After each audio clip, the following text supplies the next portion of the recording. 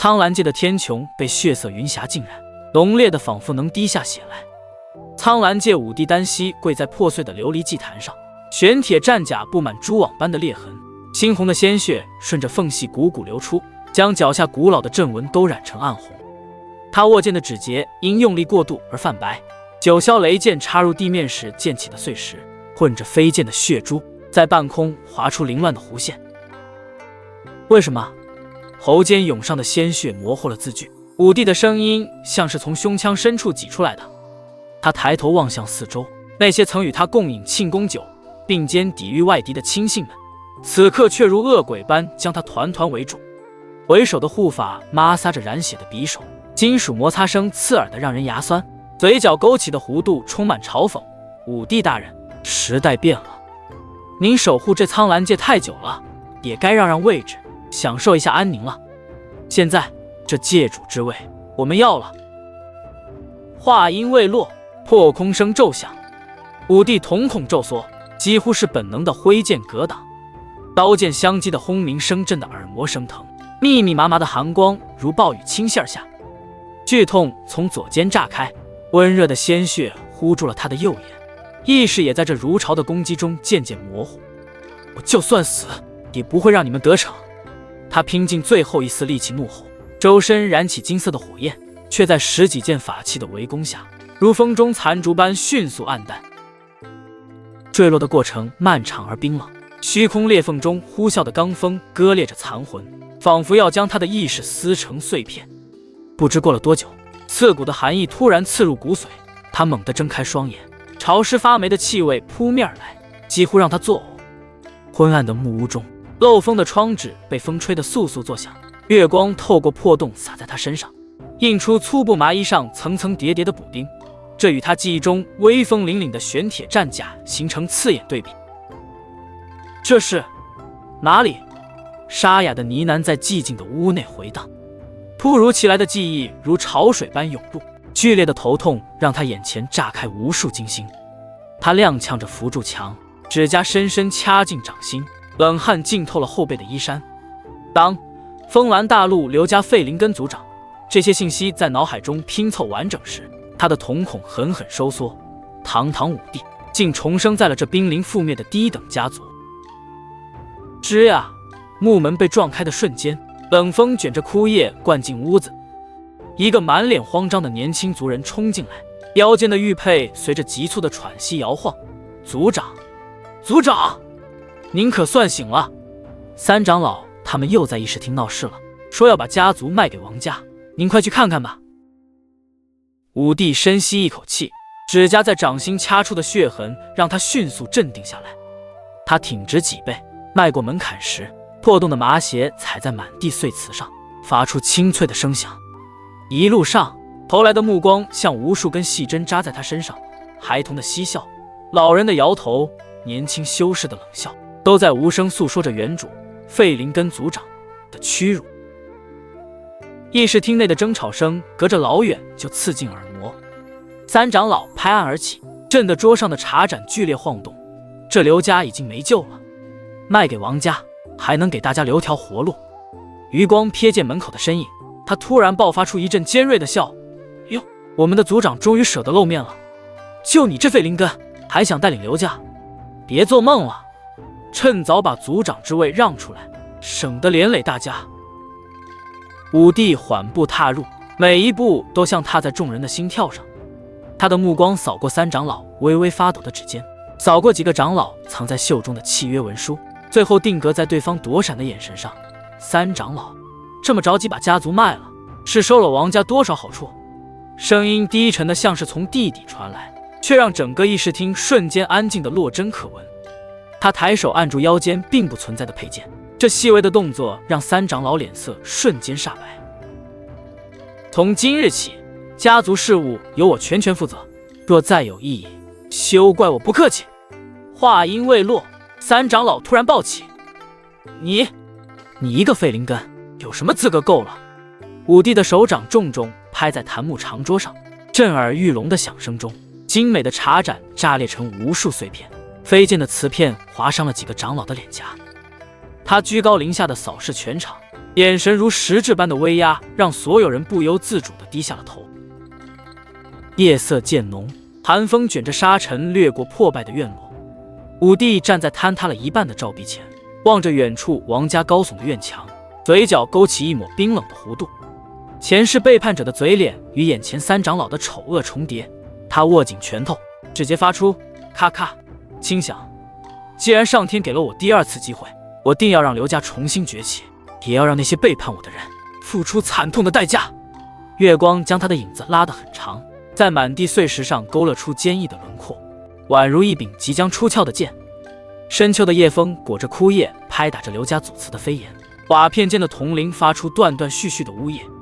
刘高攥着一盏忽明忽暗的油灯，指节被粗糙的灯柄硌得发白，灯油顺着裂纹渗出，在月光下泛着诡异的青芒。推开祠堂大门时，腐朽的木门发出吱呀的刺耳声响，仿若垂暮老人的呜咽，震得门框上的积灰簌簌落下，呛得他喉间泛起铁锈味。霉味混着檀香的气息扑面而来，墙上祖先的画像在摇曳的光影中扭曲变形，画中那双褪色的眼睛仿佛随着油灯晃动，直勾勾盯着他的一举一动。父亲临终前攥着的钥匙，刘高蜷缩在布满蛛网的神龛下，膝盖重重磕在青砖上，疼得倒抽一口凉气。铜钥匙在掌心沁出冷汗，麒麟纹被岁月磨得只剩模糊的轮廓。他将油灯凑近墙角，火苗被穿堂风燎得剧烈摇晃，在砖缝间投下狰狞的阴影。当指尖触到香炉底座凹陷处时，心脏猛地提到了嗓子眼，那里的凹槽与钥匙严丝合缝，边缘还残留着半枚干涸的血指纹。插入钥匙的瞬间，刘高的太阳穴突突直跳，仿佛能听见血液在血管里奔涌的轰鸣。他屏住呼吸，手腕微微用力一转，咔嗒一声轻响，地面竟缓缓升起一块石板，露出漆黑的洞口。阴冷潮湿的气息裹挟着腐肉的腥臭味扑面而来，熏得他胃部痉挛，眼前炸开密密麻麻的金星。油灯顺着麻绳坠入洞中，火苗在黑暗中忽明忽暗，像极了鬼火。顺着石壁上的凹槽往下爬时，青苔在掌心滑腻得令人作呕。刘高每挪动一步，都要用膝盖狠狠抵住石壁，碎石子顺着裤管滑进靴底，扎得脚踝生疼。当双脚终于触到地面时，油灯突然爆出一簇明亮的火花，照亮了石壁上密密麻麻的符文。那些扭曲的符号像是活物般在光影中蠕动，每道刻痕都泛着诡异的幽蓝，仿佛被鲜血浸染过无数遍。九转灵脉改命术。刘高的指尖抚过冰凉的石壁，粗糙的纹路割裂了皮肤，血珠渗进凹槽，竟与符文融为一体。前世身为武帝的记忆如潮水般涌来，他清晰记得这秘术被列为禁术的原因，每修炼一层，都要以这清血肉为引。残篇上残缺不全的脉络图让他瞳孔骤缩，那些用朱砂勾勒的线条，分明是用人骨磨成的粉末绘制。墙角处的暗红在光影中忽隐忽现，刘高踉跄着扑过去，油灯险些摔碎在地，干涸的血迹蜿蜒成字。幽冥殿3个大字虽然已经暗淡，但笔画间的裂痕里还嵌着细碎的皮肉纤维。他的后背紧贴着石壁，冷汗浸透了衣衫。前世被幽冥殿追杀时的记忆如毒蛇噬心，那些披着黑袍的身影总是在月黑风高时出现，所过之处只留下孩童的哭喊声和满地焦黑的骸骨。原来父亲的死，他的呢喃被突如其来的惨叫撕成碎片，那声惨叫像一柄生锈的匕首，直直插进他的耳膜，尾音里带着令人牙酸的骨骼碎裂声。刘高浑身一震，油灯重重砸在地上，火苗在积水里挣扎着熄灭。黑暗中，他听见自己剧烈的心跳声，以及某种黏腻的爬行声从头顶传来。什么人？他摸向腰间，却只抓到冰冷的空气，指甲深深掐进掌心，强迫自己冷静下来。四周的黑暗仿佛有了实体，挤压着他的每一寸皮肤。当第2声惨叫响起时，刘高不再犹豫，撕下衣襟包裹住残篇，塞进怀里最贴身的位置。潮湿的石壁在他后背留下蜿蜒的水痕，每爬一步都能听见碎石簌簌掉落的声音，仿佛是来自地底的催促。月光依旧清冷，却照不进祠堂的每一处角落。刘高将石板复位，用衣袖反复擦拭地面，直到掌心被青砖磨得渗血。祠堂外的枯叶打着旋儿落在肩头，他突然笑了，笑声在寂静的夜里显得格外突兀。不管你们有什么阴谋，我定要让真相大白于天下。他握紧拳头，指节发出咔咔轻响，月光将他的影子拉得很长，斜斜地投在祠堂斑驳的匾额上，像极了一柄出鞘的剑。晨光像被揉碎的金线，稀稀拉拉地透过刘家书房的雕花窗棂，在青砖地上撒下几片斑驳。刘高半倚在太师椅上，指尖捏着一卷泛黄的绢布，指腹无意识摩挲着绢布边缘粗糙的毛边，目光如鹰隼般锐利，在绢布上的矿脉图文上来回扫视。烛台上的火苗被穿堂风燎得左右摇晃，映得他棱角分明的侧脸忽明忽暗，下颌绷紧的肌肉线条透着一股捉摸不透的痕迹。案头放着的青铜沙漏正簌簌流淌，细沙坠入底部的声响混着远处传来的更夫梆子声，在寂静的书房里格外清晰。阿七，进来。刘高突然开口，声音低沉的像是从胸腔深处挤出来的。惊得梁上的燕子扑棱棱地飞走，几片细小的羽毛轻飘飘落在砚台旁。木门吱呀一声被推开，带着一股清沉的寒气。心腹阿七弓着背快步走进来，粗布麻衣上还沾着露水，眼睛却忍不住往刘高手中的绢布瞟。作为从小跟在刘高身边的人，他太清楚这矿脉图对刘家意味着什么了。此刻见族长大清早把自己叫来，心里直发怵，喉结上下滚动了2下，才勉强挤出一句：“族长这么早找我？”拿着这个，刘高将绢布随意地往桌上一扔，布料滑落时带到了旁边的镇纸，当啷一声在寂静中格外刺耳。明日去城里悦来酒楼，记得要让王家的眼线看得真真的。他顿了顿，端起案上的茶盏，轻抿一口，却皱着眉头又放下。茶早凉透了，泛着一股苦涩的铁锈味，还飘着几片已经发黑的茶叶。阿七瞪大了眼睛，手指颤抖着去拿绢布，布料擦过桌面的声音沙沙作响。族长，这矿脉图假的。刘高不耐烦地打断他，伸手摩挲着下巴上的胡茬，锋利的指甲在皮肤上刮出细微的声响，让王家和赵家狗咬狗，咱们好浑水摸鱼。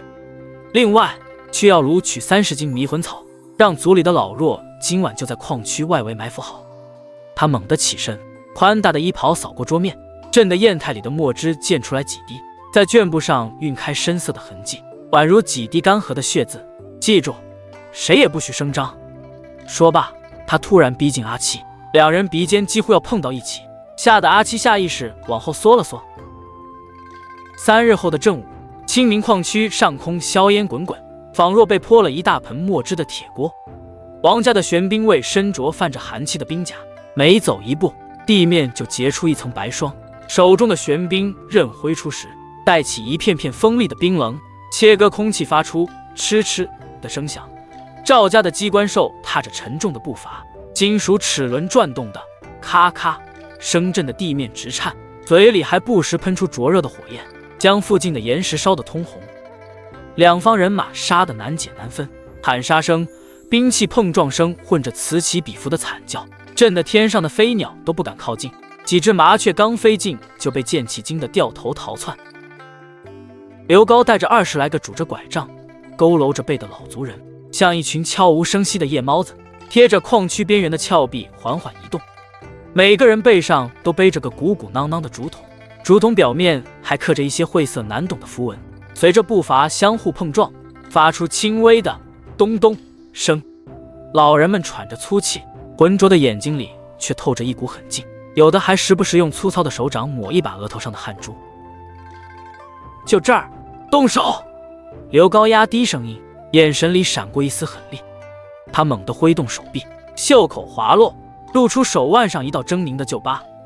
众人立刻将竹筒倾斜，青绿色的烟雾轰的一下炸开，借着风势，如同一头张牙舞爪的巨兽，朝着战场中央扑去。烟雾中还夹杂着一股刺鼻的草药味，熏得人眼睛生疼。玄兵卫们被烟雾呛得涕泪横流，原本精准的兵刃开始胡乱挥舞，不少人误伤到了自己的同伴，惨叫声中还伴随着兵甲碎裂的咔嚓声。赵家的机关兽也仿佛发了疯，金属利爪不受控制的乱抓，将身边的石块都碾成了齑粉，齿轮卡住时发出刺耳的吱呀声。刘高瞅准机会，大喊一声冲，带着众人如离弦之箭般冲进矿洞。那些原本把守矿洞的守卫，此时正被烟雾熏得晕头转向，有的揉着眼睛直咳嗽，有的甚至瘫倒在地，毫无反抗之力。当晚，三长老踹开族长院的大门，门板撞在墙上，发出咚的一声巨响，震得门框上的灰尘簌簌往下掉，连门楣上挂着的辟邪铜镜都晃个不停。他满脸涨得通红，活像被煮熟的龙虾，花白的胡须气得直颤，腰间的玉佩随着剧烈的呼吸来回撞击，发出清脆却杂乱的声响。刘高，你看看你干的好事！王家和赵家联名送来战书，说咱们刘家故意挑起事端，你这是要把刘家往火坑里推。说着，他将一张皱巴巴的纸狠狠摔在桌上，纸张边缘还沾着几滴干涸的血迹，在烛火下泛着暗红。刘高翘着二郎腿，慢悠悠地把玩着手中的玉扳指，扳指在他指尖灵活转动，反射出冷冽的光，仿佛早就料到三长老会来兴师问罪。三伯这话说的，他嘴角勾起一抹冷笑，眼神却冷得像冰窖。我这儿倒有封信，您要不要过过目？说着，他从袖中掏出一封信件，慢条斯理地展开，故意将信纸举得高高的，还轻轻抖了两下，让信纸发出哗啦的声响，上面可写得清清楚楚，有人收了赵家好处，故意破坏矿脉，还打算里应外合把刘家卖给赵家呢。三长老的脸瞬间变得煞白，像被抽走了所有血色，嘴唇颤抖着说不出话来，伸手想要去抓信纸，却在半空僵住。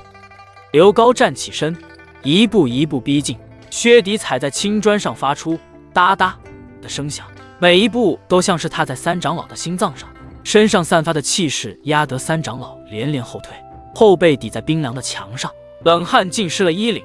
从今日起，三伯就去祠堂好好反省反省吧，没有我的命令，谁也不许放三长老出来。他转头对门口的守卫使了个眼色，守卫们立刻上前架起三长老往外走。三长老挣扎着，嘴里还在喊着我是冤枉的，刘高你这个逆子。待众人离去，刘高捡起地上的两封信，慢悠悠地走到烛台前，火苗舔舐着纸张，发出噼里啪啦的声响，映得他的脸庞忽明忽暗，投在墙上的影子张牙舞爪。借刀杀人不过是第一步罢了，他喃喃自语，眼中闪过一丝狠厉的光芒。窗外夜色深沉，乌云遮住了月亮，仿佛预示着一场更大的风暴即将来临。远处传来隐隐的雷鸣声，混着树叶沙沙作响，更添几分肃杀。夜幕如浓稠的墨汁，将整个世界都裹得严严实实。刘高对着铜镜，指尖蘸着特制的辉煌颜料，在脸上细细涂抹。那颜料散发着一股刺鼻的腥臭味，像是腐烂的鱼杂混着草药的味道，熏得他直皱眉头，连眼角都沁出了泪水。他刻意将眉毛画得稀疏杂乱，又用布条紧紧缠住挺拔的鼻梁，粗糙的麻布摩擦着皮肤，火辣辣的疼。原本棱角分明的脸庞，在颜料与布条的掩盖下，瞬间变得扁平而普通，活像个受尽风霜的老仆。最后，他套上一件打着补丁、散发着霉味的粗布长袍，布料上还沾着几片枯黄的草叶，戴上宽大的斗笠，将帽檐压得极低，只露出一双警惕的眼睛，那双眼眸里流转着不属于这具身体的锐利光芒。穿过一片阴森的乱葬岗，腐臭的气息扑面而来，刘高不得不屏住呼吸，脚下的土地软烂潮湿，时不时能踩到不知名的残骸，发出令人牙酸的咯吱声。暗月方式的轮廓终于在夜色中若隐若现，入口处两盏巨大的青铜灯笼散发着幽绿的光芒，宛如两只诡异的眼睛，死死盯着每一个进入方室的人。灯笼表面爬满了暗褐色的锈迹，烛火在锈痕间摇曳，投下扭曲的光影。守卫们身着黑色劲装，脸上蒙着黑巾，只露出一双冰冷的眼睛，那眼神仿佛能看穿人的灵魂。他们手中的长枪泛着寒光，枪尖还凝结着暗红的血痂。刘高混在一群修士中间，脚步不紧不慢，心脏却在胸腔里疯狂跳动，每一次心跳都像是在擂鼓。站住！搜身！一个守卫猛地拦住刘高，长枪一横，挡住了他的去路，枪尖几乎要抵住他的咽喉。刘高心中一紧，表面却依旧镇定，缓缓举起双手，动作间故意让衣袖滑落，露出手腕上刻意伪造的旧疤。守卫粗糙的手掌在他腰间、袖口来回游走，指甲刮过皮肤，带来一阵刺痛。刘高的掌心早已被汗水浸湿，好在他提前将重要物品藏在了鞋底夹层，夹层边缘的硬纸壳硌得脚底生疼。守卫翻找一番后，不耐烦地挥了挥手，还啐了一口穷酸样。刘高这才松了口气，继续前行。踏入方室，一股混杂着血腥、丹药和腐朽气息的怪味扑面而来，呛得刘高差点咳嗽出声，喉咙里像卡了块烧红的炭。街道两旁商铺林立，灯笼里燃烧的不是普通灯油，而是散发着幽蓝光芒的鬼火，火焰跳动时发出滋滋的声响，仿佛无数冤魂在低语。鬼火将整个街道照得阴森恐怖，墙上的影子扭曲变形，时而化作厉鬼，时而变成巨兽。往来的修士们都行色匆匆，有的戴着黑色斗笠，斗笠边缘垂着长长的黑纱，随着脚步轻轻摆动；有的蒙着血色面纱，面纱上还渗着未干的血迹，随着呼吸微微起伏。只露出的一双双眼睛里，警惕与戒备如同实质。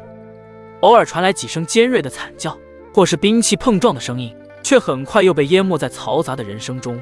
那是讨价还价的嘶吼，是咒骂打斗的咆哮，是得意张狂的大笑。刘高压低帽檐，朝着万宝阁的方向走去。每走一步，脚下的石板都发出沉闷的咚咚声，像是敲在心上。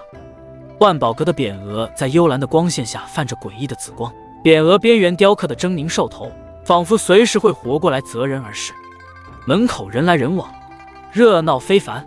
推搡间，刘高闻到了一股浓烈的血腥味，不知是哪个修士身上沾染的。他刚一踏入，便被一股热浪裹挟，里面的温度比外面高出许多，空气也更加浑浊，还弥漫着一股刺鼻的香料味，熏得人头晕目眩。阁内摆满了各种奇珍异宝，在烛光的映照下闪烁着诱人的光芒，可刘高却无心欣赏，他的目光径直落在拍卖台上那卷残破的灵脉图谱上。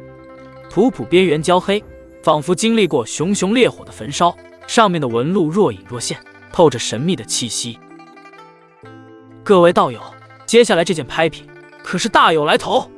拍卖师是个尖嘴猴腮的中年男子，他挥舞着手中的木锤，声音尖锐的像是指甲刮过玻璃，震得人耳膜生疼。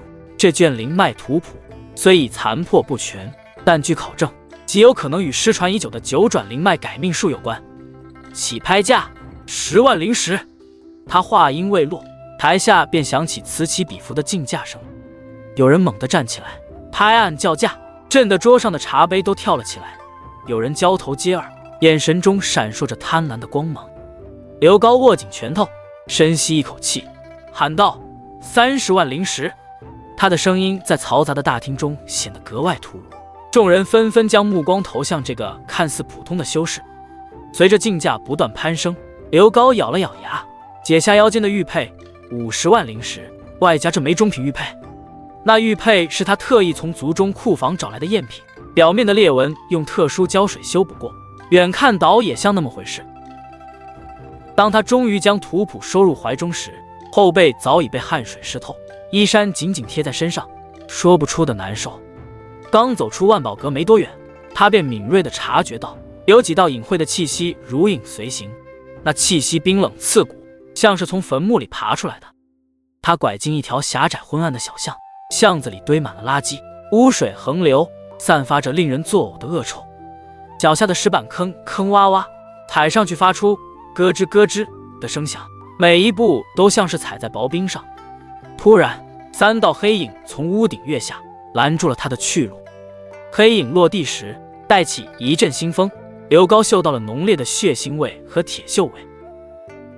把东西交出来！为首的修士蒙着血红色面罩，面罩上还绣着狰狞的骷髅头，手中的弯刀泛着幽绿的光芒，刀身上刻着的诡异符文在黑暗中若隐若现，仿佛在缓缓蠕动。刘高心中一沉，表面却强装镇定。几位是不是认错人了？他的手悄然摸向腰间的暗器，暗器边缘锋利，割得掌心生疼，掌心全是汗水，滑腻腻的，差点握不住。哼，在暗月方士，还没人敢从我们血煞宗手里抢东西。话音未落，三人便如饿狼般扑了上来，速度极快，带起的劲风刮得刘高脸上生疼。刘高迅速甩出几枚烟雾弹，刺鼻的烟雾瞬间弥漫开来，烟雾中还夹杂着辣椒粉末，呛得人睁不开眼，喘不过气。他凭借着前世的战斗经验，在烟雾中灵活穿梭，避开敌人的攻击。耳边时不时传来敌人的咒骂声和兵器挥舞的破风声。等烟雾散去，他早已消失得无影无踪，只留下几个歪歪扭扭的脚印在污水中。刘高躲在一处破旧的屋檐下，剧烈地喘息着。屋顶的瓦片残缺不全，时不时有冷风灌进来，吹得他伤口生疼。他的衣服被划破了几道口子，手臂也被划伤，鲜血顺着伤口缓缓流下，在地上积成小小的血泊。就在这时，一个沙哑的声音从身后传来：“小子，想活命吗？”那声音像是砂纸摩擦般刺耳，又像是从地底下冒出来的。他猛地转身，只见一个满脸皱纹、形如枯槁的老妪正拄着拐杖站在阴影中。老妪身上的黑袍破破烂烂，还沾着不明的污渍，她的眼睛浑浊无光，却透着一股精明与狡黠，那眼神仿佛能看透他的内心。刘高警惕地后退半步，脚下踩到一块碎石，差点滑倒。“你是谁？”老妪咧嘴一笑，露出几颗残缺不全的牙齿，牙龈处还渗着血丝。“别紧张，我这儿有你想要的东西，逆天丹方。不过你得用3品灵药来换。”刘高瞳孔骤缩，心中一阵狂喜，却又强压下激动的情绪，指甲深深掐进掌心。“我凭什么相信你？”老妪冷哼一声，喉咙里发出“咯咯”的怪笑。“在暗月方士，消息就是命，你要是不要，有的是人抢着要。”说罢，他转身便要离开，拐杖敲击地面，发出哒哒的声响。“等等！”刘高叫住老妪，声音有些沙哑：“我跟你换，但我现在没有3品灵药，给我些时日。”老妪转过身，上下打量着他，浑浊的眼睛在他身上扫来扫去，仿佛要看穿他的每一个秘密。3天后，还是这个地方，带不来灵药，你就等着被血煞宗的人扒皮抽筋吧。说完，他消失在黑暗中，只留下一串阴森的笑声在寂静的夜里回荡，笑声忽远忽近，像是无数小鬼在耳边低语。刘高望着老妪离去的方向，握紧了拳头，指甲在掌心留下深深的血痕，眼中闪过一丝坚定。不管有多难，这丹方我势在必得。子夜的梆子声穿透刘家高墙，惊起枝头寒鸦。刘高蜷缩在废弃柴房的角落，粗布麻衣蹭过墙皮剥落的青砖，沙沙作响。四周堆满发霉的枯枝败叶，腐殖质的酸臭混着老鼠尿的骚味，熏得他鼻腔发疼。角落里的青铜丹炉锈迹斑斑，炉身的饕餮纹被岁月啃噬的只剩残痕，唯有那一对兽首衔环的炉耳在摇曳的烛光下泛着暗红，仿佛一双警惕的眼睛。他伸手拂去炉盖上的灰尘，却带出一阵呛人的粉尘，呛得他连连咳嗽，震得身旁装满药材的陶罐叮叮当当作响，几片干枯的药渣顺着罐口滑落，在地上积成小小的灰堆。3品聚气散的主要是龙涎草，如今只能用这火灵草替代了。刘高跪坐在冰凉的石板上，膝盖硌得生疼。他从怀里掏出几株蔫头耷脑的火灵草，叶片上布满褐色斑点，凑近鼻尖轻嗅，一股刺鼻的酸味直冲脑门，与记忆中龙涎草那沁人心脾的清香天差地别。指尖掐断草茎时，粘稠的黑汁溅在指甲缝里，黏腻得像干涸的血痂。他皱着眉头，将火灵草小心翼翼地放在斑驳的木桌上，又取出含金花。这含金花的花瓣倒是晶莹剔透，在烛光下泛着幽幽蓝光，只是凑近时便能闻到一股若有若无的腥气，与正品的清冷气息截然不同。花茎上还附着几粒细小的虫卵，随着花朵颤动，像极了某种诡异的符文。丹炉预热时，炉壁发出噼啪的爆裂声，仿佛在抗议着即将承受的高温。刘高额头青筋暴起，双手快速结印，指节因用力过度泛着青白，指尖燃起的淡金色火焰忽明忽暗，就像风中残烛，火苗舔舐着掌心的老茧，烫出细密的水泡。当他将火灵草投入丹炉的瞬间，炉内骤然腾起丈高的紫黑色火苗，一股浓烈的焦糊味瞬间弥漫开来，熏得他眼睛生疼，泪水不受控制地流了下来。还是火候大了，他暗骂一声，虎口震得发麻，急忙调整手印，火焰猛地收缩，变得如发丝般纤细，却在炉内发出诡异的呜咽声。随着时间的推移，丹炉开始剧烈震颤，炉身的铁锈簌簌掉落，炉盖缝隙中渗出丝丝缕缕的灰黑色烟雾，那烟雾带着一股令人作呕的腐臭味，就像腐烂了许久的死鱼，混合着硫磺的刺鼻气息，熏得人喉咙发紧。刘高的心提到了嗓子眼，额头上的汗珠大颗大颗的滚落，砸在布满老茧的手背上，又顺着手臂流进袖口。他咬紧牙关，猛地一拍丹炉，掌心传来的剧痛让他闷哼一声，给我盛。刹那间，丹炉发出一声震耳欲聋的轰鸣，炉盖如炮弹般冲天起，直直撞在低矮的房梁上，震落大片灰尘。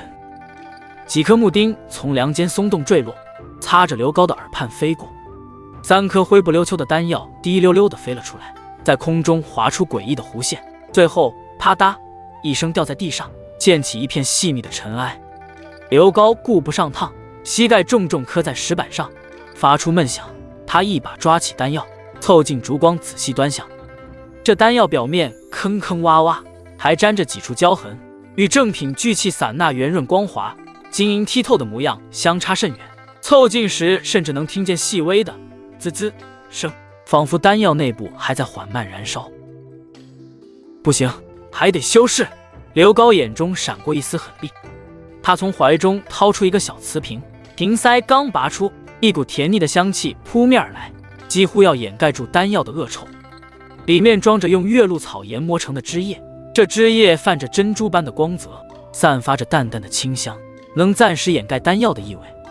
他用手指蘸取汁液，小心翼翼地涂抹在丹药表面，冰凉的汁液接触皮肤时，让他忍不住打了个寒战。一边涂一边喃喃自语，这味道最多能维持3个时辰，得尽快拿去黑市。汁液在丹药表面形成一层薄膜，随着时间流逝，渐渐变得透明，将丑陋的焦痕一一遮盖。就在他专注修饰丹药时，柴房外突然传来一阵急促的脚步声，枯叶在脚下发出细碎的沙沙声。刘高浑身一震，迅速将丹药塞进怀里，同时熄灭了烛火。黑暗中，他屏住呼吸，心脏在胸腔里疯狂跳动，每一下都像是要冲破胸膛。脚步声越来越近，最后在柴房门口停了下来，门轴发出细微的吱呀声，似有冷风灌入。刘高的手悄悄摸向腰间的匕首，指尖已经触到了冰冷的刀柄，拇指无意识地摩挲着刀刃上的血槽。谁？刘高厉声喝问，声音在黑暗中显得格外响亮，惊得梁间的老鼠吱得尖叫一声。族长，是我阿七。门外传来阿七带着颤音的回答，声音中夹杂着粗重的喘息。3长老的余党在到处打听您的行踪，您快躲躲吧。话音未落，阿七便剧烈咳嗽起来，听得出喉咙里带着浓重的血腥味。刘高松了一口气，重新点燃蜡烛，烛芯噼啪爆开的火星溅在他手背上，烫出小红点。打开门让阿七进来，看着对方满头大汗、气喘吁吁的样子，他拍了拍对方的肩膀，却摸到一手黏腻的液体。阿七的后背不知何时已被鲜血浸透。辛苦你了，去准备一辆马车，明日一早我要去暗月黑市。他握紧拳头，指甲深深掐进掌心，眼神坚定而又充满警惕。这尾丹虽然能暂时蒙混过关，但黑市那帮老狐狸也不是好对付的。不过为了那逆天丹方，再危险也得去。夜色渐深，刘高再次将目光投向手中的尾丹，在烛光的映照下，丹药表面的月露草汁液已经干涸，泛着诱人的光泽，乍一看还真与正品相差无几。